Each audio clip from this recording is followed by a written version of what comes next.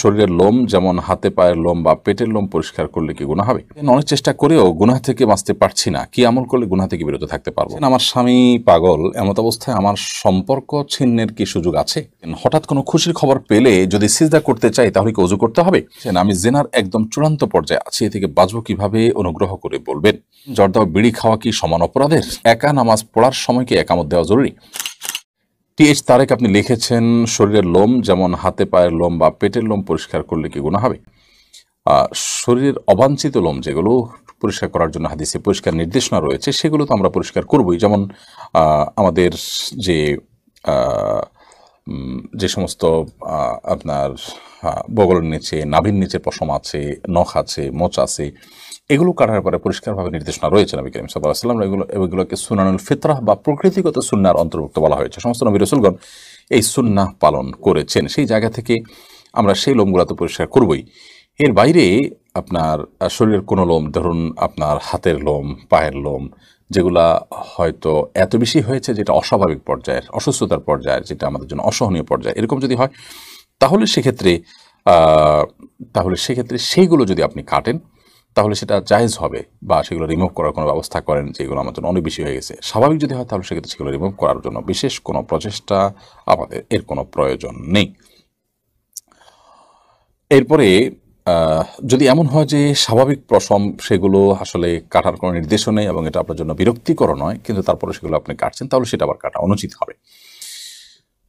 বিশেষ করে যদি সেটা এ পর্যায়ের হয় যে আল্লাহর সৃষ্টিতে পরিবর্তন, যেমন ব্রু প্লাকের ব্যাপারটা যেমন রয়েছে, তারপরে এমন পশম রয়েছে যে সেগুলো কেটে একেবারে আপনি এমন করছেন যে দেখতেই বোঝা যায় যে আপনি এটাকে পরিবর্তন করে ফেলেছেন, তাহলে তাগয়ির খালকিল্লাহ বা আল্লাহ সৃষ্টিতে পরিবর্তন হওয়ার মতো করে কোনো কিছু করা জায়েজ নয়। সেই লেভেলে হলে সেটা নিষিদ্ধ হবে।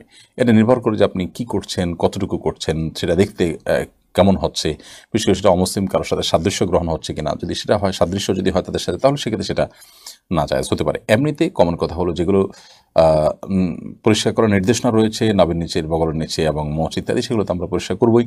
এর বাইরে অন্য যেগুলো আছে সেগুলো বিরক্তিকর পর্যায়ে হলে তখন সেক্ষেত্রে সেগুলো আমরা রিমুভ করতে পারি। মুস্কান ইসলাম আপনি লিখেছেন, আমার স্বামী পাগল, এমত অবস্থায় আমার সম্পর্ক ছিন্নের কি সুযোগ আছে? উল্লেখ্য আমাদের বিয়ের কোনো কাবিননামা নেই।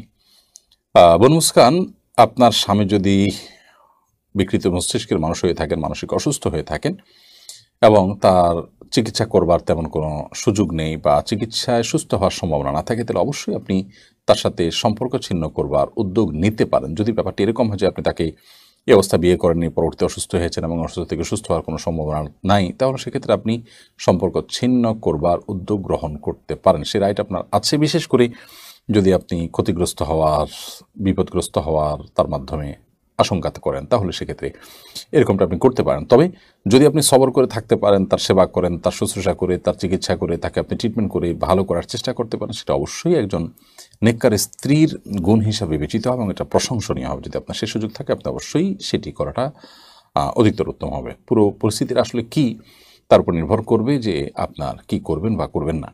আর এখানে কাবিননামা থাকা বা না থাকার আসলে কোনো বিষয় নয়।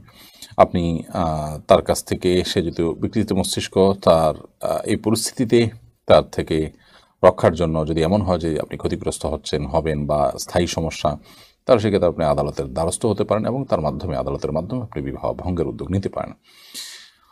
আর এর বিকল্প হিসাবে যেটি হতে পারে, যদি আদালত থেকে সেরকম কোনো ব্যবস্থা না থাকে বা এমন কোনো জায়গা থাকে না, সে সুযোগ না থাকে, তাহলে মুসলমানদের যে সোসাইটি আছে সেই সোসাইটির মাধ্যমেও এই বিচ্ছেদের উদ্যোগ গ্রহণ করতে পারেন যদি তিনি অসুস্থ হয়ে থাকেন।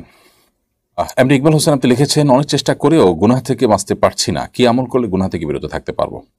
ভাই ইকবাল হোসেন, গুনাহ থেকে বিরত থাকার জন্য সবচেয়ে গুরুত্বপূর্ণ বিষয় হলো আপনার সংকল্পটা।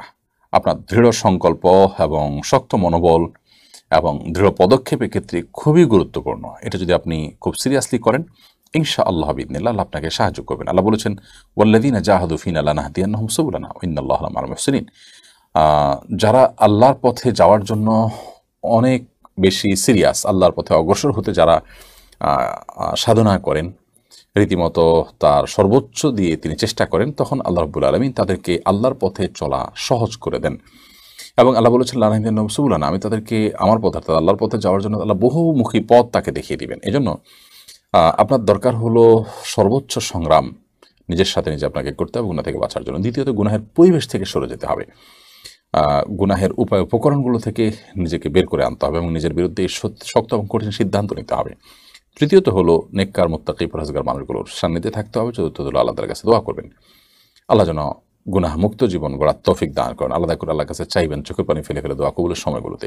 ইনশাআল্লাহ এই চতুর্মুখী চেষ্টা যদি থাকে আল্লাহ তাআলা গুনাহ থেকে বেঁচে থাকাটা সহজ করে দিবেন। এমনি লাবিব আরমান নাইম আপনি লিখেছেন, হঠাৎ কোনো খুশির খবর পেলে যদি সিজদা করতে চাই তাহলে কি ওযু করতে হবে?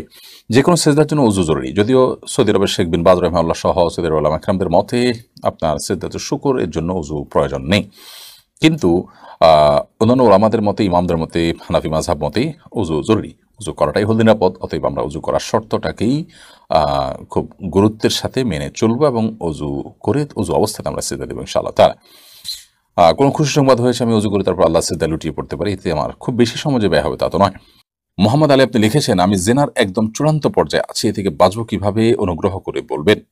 ভাই মোহাম্মদ আলী, আল্লাহ তাআলা আপনার প্রতি রহম করুন এবং জেনা ব্যভিচারের এই পরিস্থিতি থেকে বাঁচার জন্য আপনি পরিবেশ থেকে পালানোর চেষ্টা করুন। আপনি যেখানে আছেন সেখান থেকে নিজের বিরুদ্ধে সংগ্রাম করে হলেও আপনি এমন দূরে চলে যান যে জেনা আপনার জন্য অসম্ভব হয়ে যায় এবং জেনা এবং আপনার মাঝে প্রাচীর যেন পড়ে যায়, এরকম দূরত্বে আপনি চলে যান এবং আপনার যার সাথে জেনার আশঙ্কা আপনি করছেন তার সাথে যোগাযোগের সমস্ত উপায়গুলো আপনি বন্ধ করে ফেলুন। প্রয়োজনে মোবাইল বন্ধ করে ফেলুন, নতুন কোনো সিম নিন, আগের সিম তার নাম্বার ফেলে দিন।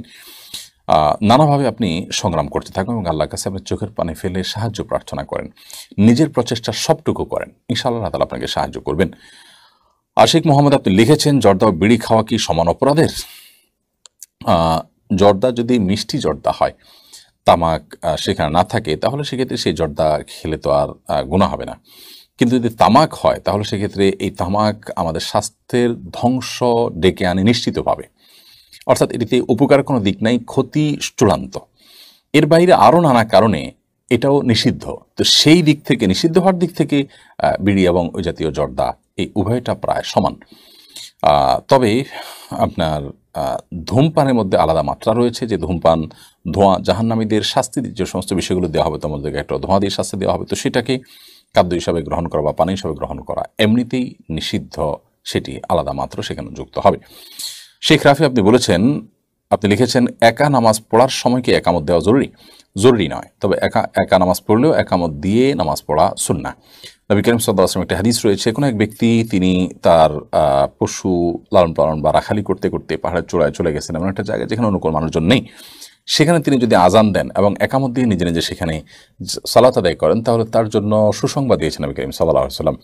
তো এখান থেকে বোঝা যায় যে একাকী যদি নামাজ পড়ে তাহলে তিনি একামত দিয়ে নামাজ পড়বেন এবং ইমামের মতো করে রুকুর উঠা বসা তাকবীরগুলো তিনি উচ্চ স্বরে পড়বেন, কেন যেন তিনি ইমামতি করছেন, এভাবে পড়বেন। কেন? যাতে করে তার এই আওয়াজ শুনে অন্য কেউ তার সাথে এসে সামিল হতে পারেন, আমাদের মধ্যেখানে তার সাথে এসে জামাতে যুক্ত হতে পারেন। এই জন্য তিনি এমনটি করবেন। এটা করাটা মুস্তাহাব, তবে এটা জরুরি নয়।